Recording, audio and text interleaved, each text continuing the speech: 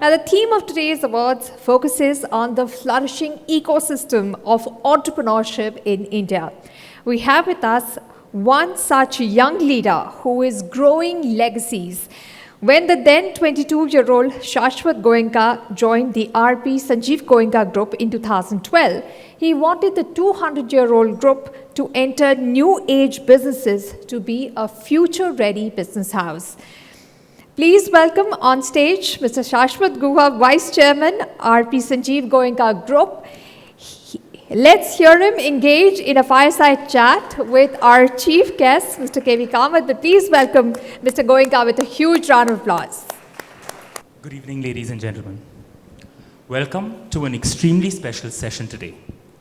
I have the extreme honor and privilege to introduce to you a man who has always been ahead of the times. Someone who has the ability to identify trends early and act on them. Someone with strong implementation skills. A self-made man, a visionary, a thought leader, a man with an earnest dedication, and a man with stellar leadership skills. A man who is extremely humble, unassuming, but who has been extremely successful in everything he has done, from his early days in ICICI, to the New Development Bank, to now as the chairman of the National Bank for Financing Infrastructure and Development. Ladies and gentlemen, please put your hands together as we welcome Mr. K.V. Kamath.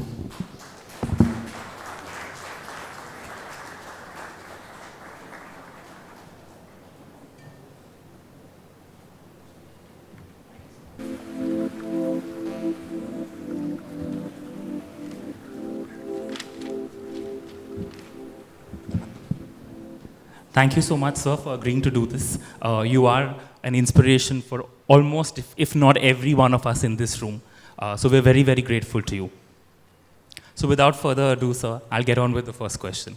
Sir, under your leadership, ICICI became one of the largest and most successful private sector banks in the country, where assets grew from 21,000 crores to almost 4 lakh crores. What was your vision when you started taking ICICI onto its high growth trajectory?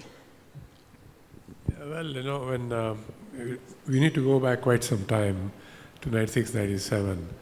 At that time, whatever we did was to survive. So it's like that plant which needs to figure out how to catch the sunlight, and you bend yourself into various shapes to do that. And I'm sure most entrepreneurs out here have gone through that moment when you have to struggle and you have to pitch. So what helped us change was new things that were happening around us, which had not yet caught on here. For example, the advent of technology, the freeing up of technology. In financial services business, products which had not yet launched. So for example, ICICI came from a project finance background. But except for HDFC, which gave home loans, there wasn't anybody who gave any other type of loans. Credit card had just started. So building this at scale, I think, helped us chart a new path and create that excitement. And everything with the technology, I would say, base or foundation. And that made a difference. I'm talking of late 90s, early 2000s. Absolutely. And so you spoke about technology. So long before digital and technology became buzzwords, you championed the modernization of the Indian banking sector with initiatives like online banking, mobile banking, ATMs, etc. You transformed ICICI from a development finance institution into a diversified financial services conglomerate.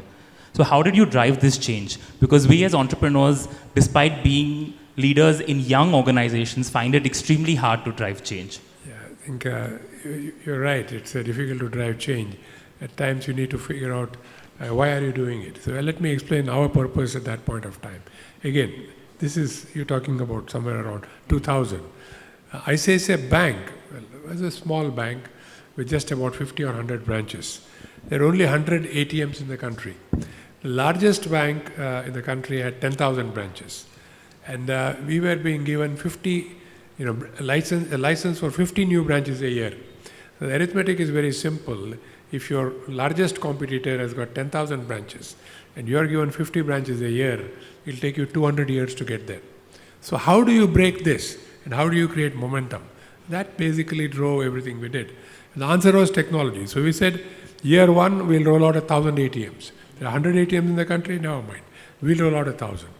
And we'll put 10 ATMs around each branch. So there's a catchment area. And that thought pervaded into everything else we did, whether it was ATMs or whether it was the internet, or whether it was doing things out of a back office, or so that the branch got freed up to do things. A branch running 2 shifts and so on. So variety of things which made for the ease of dealing with us. And the very interesting thing, and probably that part of it still is true, you give the customer convenience. Convenience is king. Not your brand, not trust, which I as a banker would find it very, very difficult to acknowledge. It is not trust, it is convenience. Convenience trumps trust. So we basically scaled on that platform, the technology platform, and created the convenience for the customer. No, absolutely. And so just building off of that, so scale versus niche, you mentioned, you all had 100 outlets versus other people who had more. So how should we as entrepreneurs think about our businesses? Again, in today's context, if you cut to today, you have problems are not different. I would put it very simply as the theory of constraints. So our constraint was, somebody has got 10,000 branches, I got 100 branches or 50 branches, I'm allowed 50 new branches there. How do I overcome this challenge? If you look around to today's challenges that you have, the same thing it's all over again. Somebody else is very big, you are small, how do you do it? So basically you will need to reinvent what you are doing and do something different from what the other party is doing, so that you build a scale. So to me it is learning from how to handle constraints and then scaling up on that. That generally works. Any incumbent who is challenged by a newco, the newco goes through the same challenges. Absolutely. And so you were able to identify trends early enough and leverage them as almost a first mover advantage. So what are 2 or 3 practical steps that you think entrepreneurs today can do to identify trends early in their respective industries to stay ahead of the curve? Yeah, I think it's not too difficult. If you, there are a whole lot of dots there are a whole lot of pointers there. If you can put those dots together and collectively read the pointers, you get on the right way. Let me give you an example. So I said technology. So it's this we are talking about late 90s. When you look at banking technology, it was only mainframes. Of course, today nobody understands what is or was a mainframe. Though some very large banks still run mainframes. So we said we can't afford mainframes. So what next? So we said, okay, the Sun Microsystem boxes that are out there, I think that works for us. So let's try. And so at every stage it was experimentation, taking a bit of risk. Then you master what you're doing. You have also mastered risk, and then you grow. I'm talking about banking where you always need to be able to identify the risk a priori and square it before you take the next step. But honestly, in the launch of all the businesses we did, the biggest risk was technology, because we were doing virtually everything for the first time in India of say 25 years back. So other than that, business itself was not a problem. But again, at times you come across different sorts of challenges. Let me put one in context. That's not a problem today for banks, but it's a problem today for many other businesses. They said, we don't have people. So we have hit that wall number of times. Again, theory of constraints. You don't have people, try what you could do. So I'll give you something we did in 2001 or 2. We said we'll codify all our training material, give it to NIIT, you run it. You run the program, you have 5,000 kids passing out, we will take the entire 5,000. So we did it for 2-3 years, and other banks started hiring from the school. Then we found that we didn't have senior people in the branch. We said we'll tie up with the university to set up a campus. So we set up a campus in Bangalore with Manipal University to have 1,000 kids, graduates who are doing a 1-year program, who would be fit for maybe a deputy branch manager or a senior person in the branch. These were the short skills those days. People with right, I would say, technology skills to sit in the branch didn't exist. So you had to train them to be bankers and to be versatile in technology. So every single thing that you can think of, you will hit a constraint. It's no point in sitting back and saying, I have a constraint, I don't know what to do. You'll have to go out there and try to figure out how to resolve it. Thank you for that, sir. And so what I take away is to identify what are the constraints and that one key constraint and to find a solution to address that. See, it's very interesting. I'll talk of a company which is now your company, First Source. So how did First Source happen? First Source happened because we wanted to centralize a whole lot of facilities, which of course they have now become much bigger and much. But we alone did not have the scale to do that in the bank, and we could not do it in the bank. So we said we'll put a company which will not only do this work for us, but will also do it for global banks and institutions. So First Source was a vehicle which had scale because it was not only going to serve our need, but it would also serve a global need. But in the event, what happened was, as this grew off, I say the bank itself grew at such a pace that we said we could do a lot of things, these things ourselves, and First Source then we said it's probably better handled by somebody else, because as a bank that became a constraint for us. But the original idea was we can't build scale in these businesses, so let's serve the world and then set this company up. No, and thank you so much for setting that up, sir. I think it's you been a guys good have done story a for us. Brilliant job with it. Thank you. So, sir, in this fast-paced world of innovations, disruptions are everywhere. So what is your take on cryptos as a currency and an asset class? And what role do you envision for emerging technologies like blockchain, AI? Yeah, I will separate the two. So crypto, as I say, is, and this is again, I think almost everybody that I know has had the same refrain. As a banker, I am very nervous about anything which doesn't have what we call an underlying. So there's nothing underlying this, so I don't want to venture into, so it becomes a glossy stone maybe, which, or a dull stone on which you are speculating. So anyway, as of now, that's not something I would like to spend time on. But blockchain, the underlying technology, I think has a lot of uses. Though I must say that what we thought of when crypto took off 3-4 years back, things riding on blockchain have not taken off at the same pace. We thought of. We'll wait and see. AI is a different, I would say, equation, I would put it, because there, I think the application that are coming, or the end use that are coming out of it, are enormous. And my view is that it's not going to be a sudden moment where, oh, AI is on us. It's going to be part of everything that we do, and it's going to be integrated into the business that we do, and that's how we will continue. Like one fine day, maybe people started using machines. Those machines, changed the way they did things, and then it became computers. Computers changed the way you did things. I think AI is going to pervade into whatever you do, and you will have a time. It won't be a sudden disruption one fine day. Absolutely, so. So in 2015, you took on a new challenge as the first ever president of the New Development Bank, also known as the BRICS Bank, which was a big transition from a global perspective. So, sir, what were some of the challenges you faced at that time, and how did you overcome them? Well, the actual challenge was a challenge of the mind. Doing that job, I don't think I was really worried about. It's a development bank, and my first 25 years were in development banks.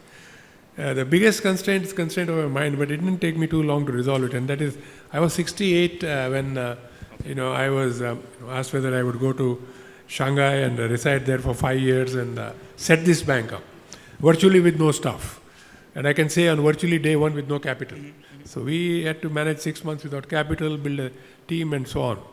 But it was fun because you had 5 countries coming together and you worked with them.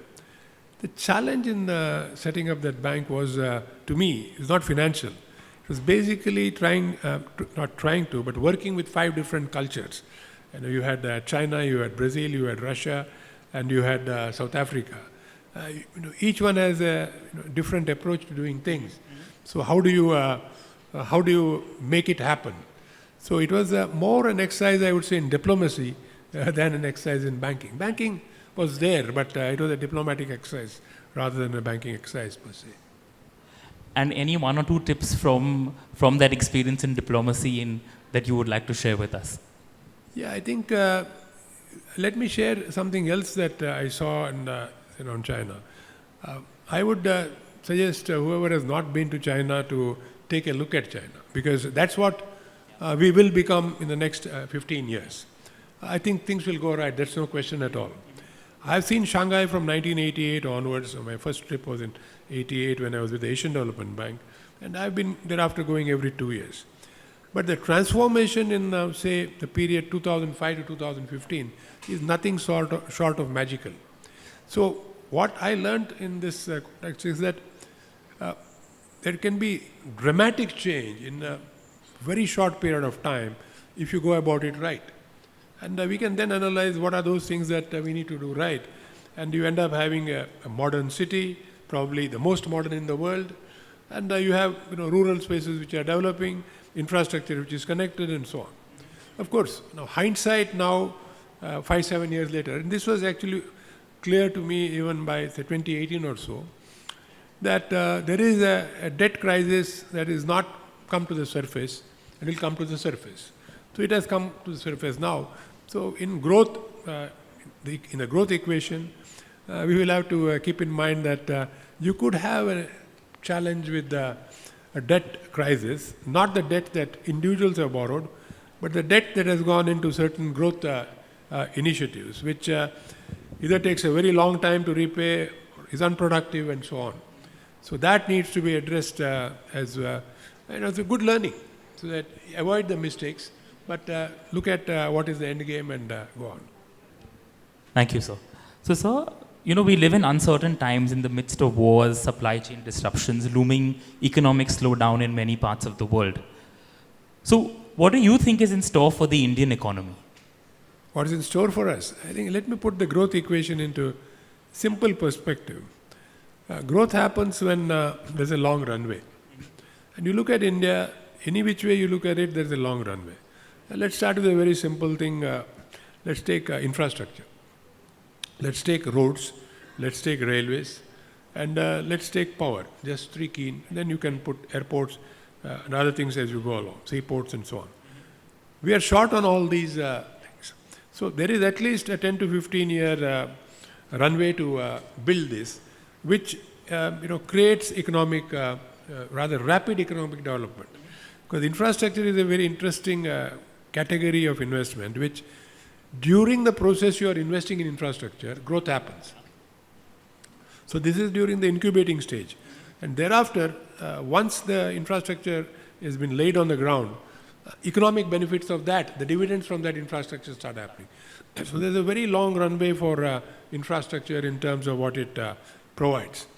And the second is, you look at the other extreme, urban rejuvenation. You look at the third extreme, rural modernization, homes that need to be built for people. So you have a vast spectrum of things. And as I said, the China example has taught us maybe what not to do. At some point in time, probably the mistake there was to keep the 10% plus growth going. Your economic deployment of capital, that is for investment, for say infrastructure and other things, became less and less productive. So what in the case of Japan earlier, we used to jokingly say, you try to keep growth going by building bridges to nowhere. So you build a bridge from here to another island, but that island is not habited. So you are building a bridge to nowhere, but you are building it because to that building phase, you have utilized a whole lot of things and there is some growth. But after that, it becomes a dead burden. So we are quite a distance away from that, maybe 15 to 10% distance away. Maybe one lesson is not to grow too high into double digits. Grow at the 7-8% that we are. And then of course you have got inflation to account for that. So I would think that there are lessons that have been learned which can be internalized and we could put it to good use. And so any red flags that you think we should watch out for?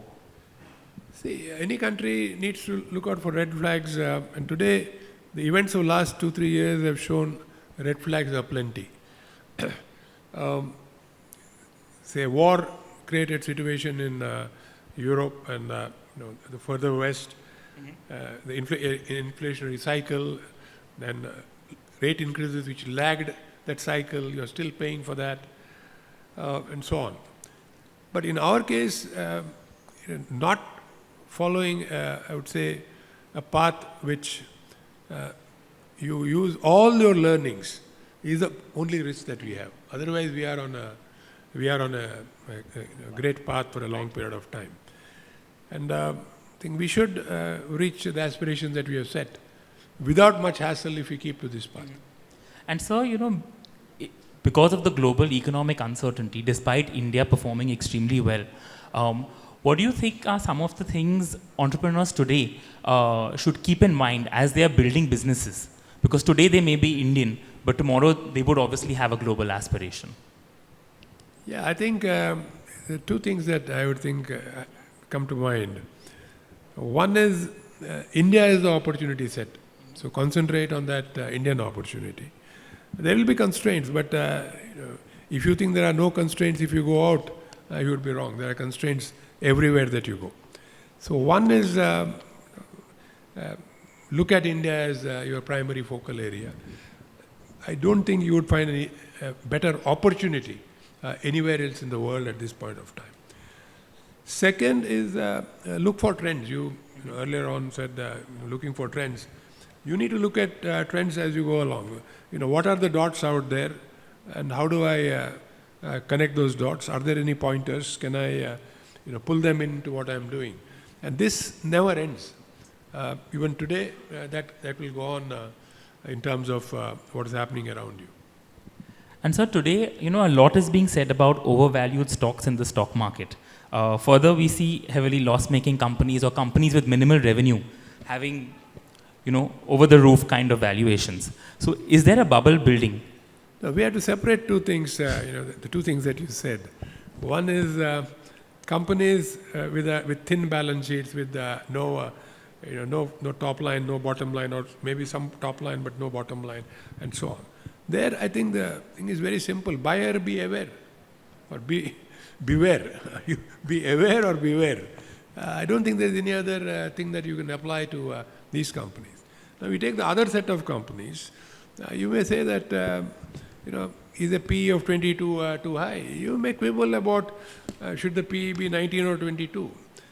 Okay, you bought at 22. It will even out over a period of time. I don't think these things really matter in the long run. But if you are punting, then you probably are again into the buyer be aware or buyer beware category. So I would not concentrate too much on the stock market valuations. I would look at underlying growth and what that growth does to you. And is that growth going to sustain this company that you want to invest in? This would be the equation that I would look at. Absolutely. And I think be aware and beware, I think, are very interesting mantras. So thank you for that. Sticking to the capital markets, they are at an all-time high. So as an entrepreneur, it is very tempting to raise capital at this point in time. So my question is, should one raise capital when you actually don't even require it, but external circumstances will allow you to raise it well, or should you not? Answer is unequivocal yes. Okay. I've done that all, my career. So the first capital raise we did was 1988 or 1989. That time I needed capital. And the Indian stock markets were, in a comatose state. So we said we will list in the US market. My investment banker said it's going to take 3 years. And then I want to do it in 3 months. And we did it in 84 days. So you did that. But segue to 2006-07, I didn't need capital at all. So, but conditions were right, stock was right.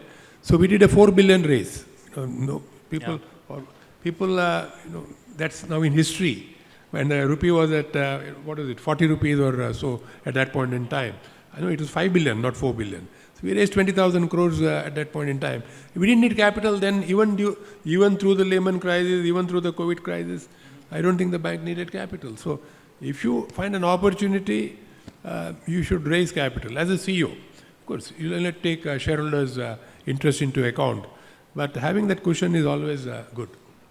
Absolutely. And so as entrepreneurs, one more word of advice, just a question, is should one take debt to grow or not? And if so, why and how much? And if not, why not? I remember my professor from business school, going back 50 years, 54 years. His advice was very simple, that debt is a double-edged sword. Well, the going is good, but then when the going is not good, you fall on the sharp side of... So to me, that mantra is there. And again, you're all a younger lot, but most industrialists in India, grew through a time when there was a mantra or a equation. Equity 1, debt 2. That was the mantra on which all businesses got built up to the mid-90s. Yeah. And then everything changed. Now, going was good, it worked. Going, slight problems, you fell on that too. The debt basically meant that you had a challenge with the company. So I would think on the debt equity front today, in today's world, definitely you should be very cautious in taking debt, and equity should be your primary focus. So, sir, what is important for a young entrepreneur to follow through with an idea that he thinks will work, but is completely different to what others have done, or to take a safe path of repeating something that you know has been successful and has been done already? I would think that's the best situation to be in, which he knows something, he knows that it's going to be right. There is risk. As earlier on, the earlier panel was saying, there's always risk. So I think that's the best situation to be in. You identify opportunity, others are not identifying opportunity. Yes, there is risk, but that's the path to take. And so hundreds of people would have asked you what is your advice for the youth of the country. And your pearls of wisdom have reached many, many places and many, many minds. But I want to ask you one thing. If there's one thing that the youth of today needs to focus on in their entrepreneurial pursuit, what would that be? I would think single-minded focus on the fact that there is opportunity. And again, there are so many things that are happening simultaneously out there. So I go back to that, oft repeated, I would say, look for those dots out there and try to connect them. And you will find your star very clearly, which is your own business. And or the business you build. So wish everybody great success on that path. Thank you so much, sir. As we are nearing the close of this session, a few quick, fun questions to bring this to an end. So, sir, one success after another, innumerable feathers in your cap, numerous awards, the Padma Bhushan. What do you account this success to? Yeah, I don't actually look at that. It may be, you may say, oh, this is a cliche. But to me, the technology that we use in ICICI Bank to actually create a banking system which was completely different for the nation, probably is what I remember in my mind. Not that I should be remembered for that, but I remember in my mind because a lot of other people have done probably better things. In fact, today's fintech world, I think there are players there who have built much better things than what we would have created. But for me, that remains in my mind. And so moving on to some of your passions, I believe you enjoy reading a fair bit. So the last book that you read? Yeah, see, I don't read too often. I take ideas from books. But the last book that I took, which I read and took, I would have read many, is Daniel Kahneman's Thinking Fast and Slow. It is slightly old now. I'm saying that book because that changed the way I looked at things. And behavior as something which is integral to doing business. So the behavioral part of business, from that point on, came into everything that I did. And that, in a way, I think, probably helped me become a better person. And when I read that book, I thought if I had read this book when my children were growing up, maybe I would have been a better father. So the message probably to me was that try to read as much as you can in areas not related to what you do. So you also have a passion for old Hindi songs. So if you had to pick one of the following, which one? Lata Mangeshkar, Kishore Kumar, Pandit Jasraj? Mukesh. Okay, clear. Talking of children, sir, if you had to pick one industry for your grandchildren where you'd think you'd want them to be working in when they grow up, which one would it be? I would think that they should work in a business where, or an industry where things change so fast, and the childlike excitement of doing something different endures through your life. In fact, if I look back, that's what gave me fun from 96, 97 onwards to date. It's like doing something new every day. When I go to office, I'm like a kid with toys. Maybe you laugh at that, but that's how I feel. That there is something different happening. Sachin, Dhoni, Rohit, Virat, your favorite cricketer? I think Dhoni was a great leader, so I would pick him. And if there's something from his journey that you think would be all of us as entrepreneurs should look at, what would that be? Grit. Yeah, this grit, I think, stands out very clearly. And last question, sir. I read in one of your older interviews that you have a passion for fast racing and for Formula One. So what's the one lesson that you may have absorbed from there and applied to business? Yeah. So I used to say this actually to the team at ICSA long back. Racing teaches you one thing: how to drive at speed, but within limits. So how do you take that corner? What is the art, the science, and your skill, all three together, that allows you to take that corner at the highest possible speed, but not get into a crash or not skid out of the race. I think that if you can master. And another lesson from Formula One is the speed at which the pit stop happens. So basically the tires are changed in 2.5 seconds. The entire pit stop, from driving into the pit where the speed limiter to getting out of the pit, 21 or 22 seconds. Of which the actual working on the car is 2.5 seconds. If we can imagine we get that into our businesses, I think we can build a completely different sort of business. Yeah. Absolutely. So as we draw this session to a close, what can I say? Insightful, stimulating, thought-provoking, engaging, to say the least. So, thank you so much for this absolute candid and enriching fireside chat. You've been an inspiration to all of us in this room, and your visionary leadership is one that all of us must learn from. Thank you once again. Thank you, and all good wishes to all the people that are here.